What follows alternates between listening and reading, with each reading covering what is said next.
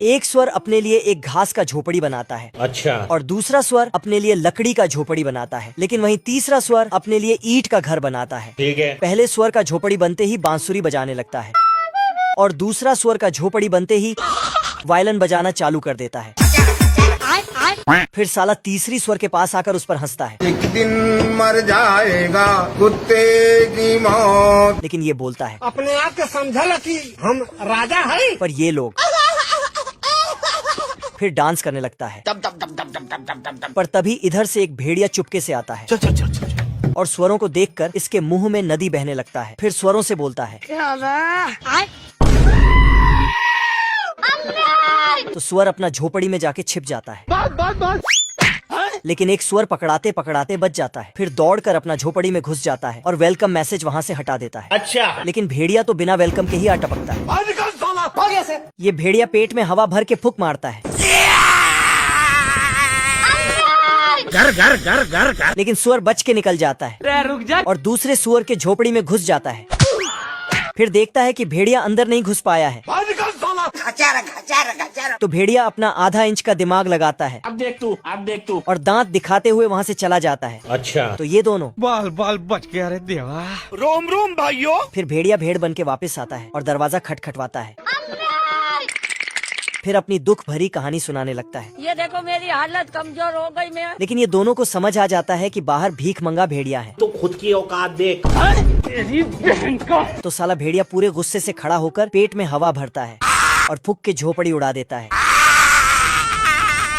ये कैसे हो गया है? बाप रे साले कुत्ते। फिर ये दोनों अपना जान बचाकर तीसरे सुअर के पास भागने लगता है। लेकिन भेड़िया उन दोनों का पूंछ पकड़ लेता है। पर तभी दोनों स्वर तीसरे स्वर के ईंट वाले घर में जाके छिप जाता है। फिर ये स्वर गाना गाते हुए बजाने लगता है। तभी वो दोनों नाचते हुए आता है। लेकिन तभी अचानक से भेड़िया दरवाजे के सामने आ टपकता है। तो तीसरा स्वर दरवाजा खोलने जाता है। पर साला भेड़िया तो टॉयलेट साफ करने आया था। अच्छा। ये देना। खराब हो जाएगा मैं माँ। तो स्वर उसका ही ब्रश लेके उसको ही ठोक देता है और फिर पीछे से और नीचे से। कहां है बे? भेड़िया को खूब गुस्सा आता है। फिर ये साला पेट में हवा भर के फूंक मारता है। लेकिन इसका पैंट गया। फूंक मारते मारते थक जाता है। लेकिन घर का दरवाजा नहीं खुलता है। तेरी बहन का। फिर ये अपना आधा अधूरा दिमाग लगा के ऊपर से अंदर घुसने चला जाता है। मुझसे कोई स्मार्ट। पर स्वर नीचे पानी उबाल रहा था तो उसका ढक्कन खोल देता है। अब तू गया बेटा। फिर उसमें और कुछ डाल देता है। तो भेड़िया उसी में घुस जाता है। फिर ये बिना पीछे देखे भाग जाता है और तीनों स्वर मजे से नाच गाना करने लगते हैं। पर तभी नहीं। ये बड़ा दानव घास के ढेर को उठाता है और मोड़ मोड़ के बीढ़ी बना देता है। फिर एक घर का छत खोल के चूल्हा ही बाहर कर लेता है। गजब। और फिर मौसम तो ऐसा लग रहा है दिल गार्डन गार्डन हो रहा है। दानव के डर से सब लोग भागने लगता है। तो राजा ये ऐलान करवाता है कि जो कोई भी बड़े दानव को पकड़ेगा उससे अपनी बेटी का शादी करवा दूंगा। पर कोई भी राजी नहीं होता। क्या कर सकता हूँ यार? इधर ये चूहा मक्खी भगा रहा था। चैप्टर क्लोज हो गया। लेकिन तभी इसे दानव को पकड़ने का ढांसू आइडिया आता है। तो सिस्टम पार देंगे। क्या बात कर रहे हैं? या फट से ये खबर पूरे राज्य में फैल जाता है। अरे बाप हो बाप। और जैसे ही सैनिक को ये खबर पता चला तो फट से जाके राजा को बताता है। फिर चूहे को राजा के सामने लाता है। राजा पूछता है कि उस बड़े दानव को कैसे पकड़ोगे? तो चूहा बोलता है हम्बा हम्बा रम्बा रम्बा कम्बा कम्बा दुम्बा दुम्बा बुम्बा बुम्बा। बाप रे। Thank you. फिर राजा बोलता है कि इसको अकेले उस बड़े दानव के पास भेज दो। अच्छा। चूहा का होश उड़ गया। बाप रे। तभी चूहिया चूहे के पास जाता है और साला सिस्टम मिल जाता है। तो चूहा फुल जोश में आ जाता है।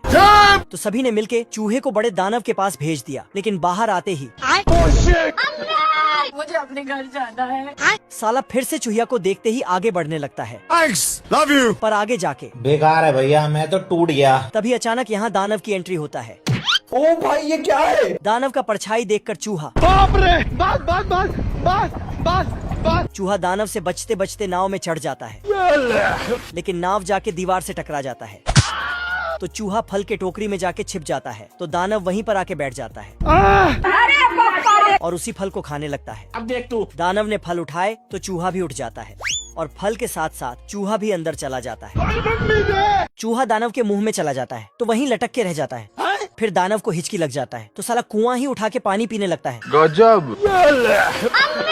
फिर चूहा पेट के अंदर पहुंच जाता है ये कहाँ फंस गया भाई मैं। लेकिन कुआं के रस्सी से बाहर आ जाता है।